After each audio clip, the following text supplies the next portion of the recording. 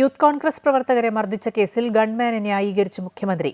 Gunman ആരെയെങ്കിലും മർദ്ദിക്കുന്നത് ശ്രദ്ധയിൽപ്പെട്ടിട്ടില്ല എന്ന് മുഖ്യമന്ത്രി. ജനാധിപത്യ സമരങ്ങൾക്ക് നേരെ ഒരു പോലീസ് നടപടിയും ഉണ്ടായിട്ടില്ല എന്ന് മുഖ്യമന്ത്രി വ്യക്തമാക്കി. നിയമസഭയിൽ രേഖാമൂലം നൽകിയ മറുപടിയിലാണ് മുഖ്യമന്ത്രിയുടെ വിശദീകരണം. നവകേരള യാത്രക്കിടെ ആലപ്പുഴയിൽ മുഖ്യമന്ത്രിയും മന്ത്രിമാരും സഞ്ചരിച്ച വാഹനത്തിന് നേരെ കരിങ്കൊടി കാട്ടിയ യൂത്ത് കോൺഗ്രസ് പ്രവർത്തകരെ മുഖ്യമന്ത്രിയുടെ ഗൺമാൻ മർദ്ദിച്ചത് ഏറെ വിവാദമുണ്ടാക്കിയ സംഭവമാണ്. ഗൺമാൻ ലാത്തികൊണ്ട് പ്രതിഷേധക്കാരെ തല്ലുന്ന ദൃശ്യങ്ങൾ ഉൾപ്പെടെ സാമൂഹ്യ മാധ്യമങ്ങളിലടക്കം പ്രചരിക്കപ്പെട്ടു. ഈ വിഷയത്തിൽ പിന്നീട് പ്രതികരിച്ചപ്പോഴും ന്യായീകരിക്കുകയായിരുന്നു മുഖ്യമന്ത്രി. യൂത്ത് കോൺഗ്രസ് പ്രതിഷേധം അടിച്ചമർത്തിയ പോലീസുകാർക്ക് പിന്നീട് ഗുഡ് സർവീസ് സെന്റർ നൽകിയതും ഏറെ വിമർശിക്കപ്പെട്ടു.